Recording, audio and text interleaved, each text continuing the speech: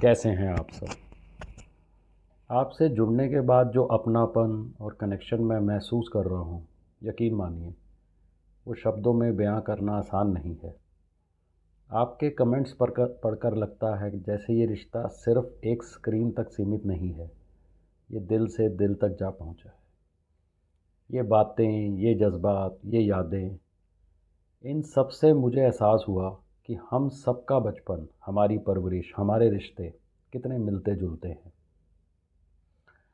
मैं आप सबसे कहना चाहूँगा, अगर आपको मेरी बातें अच्छी लग रही हैं, अगर कहीं न कहीं वो आपके दिल को छू रही हैं, तो कृपया लाइक करें, कमेंट करें, शेयर करें और चैनल को सब्सक्राइब करना ना भूलें। तो चलिए करते हैं आज की शुरुआत दिल से, अपनेपन से और एक प्यारी सी याद के साथ। संयुक्त परिवार, हमारा परिवार जहाँ हर रिश्ता एक कहानी है। संयुक्त परिवार का जो सबसे बड़ा सौभाग्य यही होता है कि आप अकेले कभी नहीं होते। जब भी कोई गलती होती है, कोई डांट होती थी, तो डांट भी बढ़ जाती थी और तारीफ भी सबकी होती थी। किसी की जीत में पूरा घर खुश होता था और किसी के दुख में पूरा घर साथ खड़ा रहता। यही तो थी असली सोशल नेटवर्क, जहाँ रिश्तों का कनेक्शन कभी डिस्कनेक्ट नहीं होता था। बचपन में जब परीक्षा में नंबर कम आते थे, तो सबसे पहले घर घर के बड़े कहते, चल कोई नहीं, अगली बार देख लेंगे। और जब नंबर अच्छे आते तो ओहो, तो दादी माँ जाकर, परिवार के बड़े जाकर मिठाइयाँ बंटवाते थे। माँ के हाथ के बनी खिचड़ी हो या बुआ के बनाए पकवान, घर का हर खाना स्वाद में नहीं, भावनाओं से लजीज होता था। त्योहार, हम सब लोगों ने जैसा त्यौहार मनाया है, कितना एक मज़ेदार किस्सा होता था त्यौहार का भी। दिवाली पर घर की सफाई सब मिलकर करते थे, सब इकट्ठे हो जाना। होली पर हर उम्र के लोग एक ही रंग में रंगे होते थे। और रक्षाबंधन, बहनों की लंबी कतार, मिठाई कम, प्यार ज़्यादा बांटा जाता था। संयुक्त परिवार में रहकर जो मैंने सीखा, जो मैं आपसे बताना चाहूँगा आपको, रिश्ते निभाने के लिए शब्दों की नहीं, समय की ज़रूरत होती है। कभी अपने चाचा की साइकिल से घूमना, तो कभी चाची के हाथ से सिर पर तेल लगवाना। यह सिर्फ़ एक जीवन शैली नहीं, वो यादें हैं जो उम्र भर साथ चलती हैं।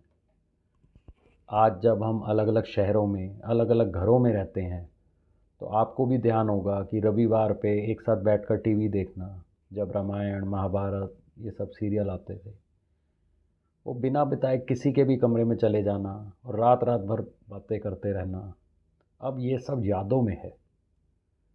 ये हमारा बड़ा परिवार ही होता है, जिसने हमें बचपन से एक चीज़ सिखाई, किस तरह आपसी मतभेदों में भी अपनापन बना रहता है।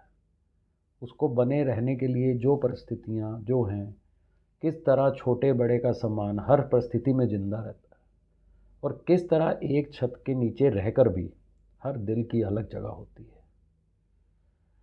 आज भले ही घर छोटे हो गए हैं, पर कोशिश इतनी ज़रूर होनी चाहिए कि रिश्ते कभी सीमित ना हों।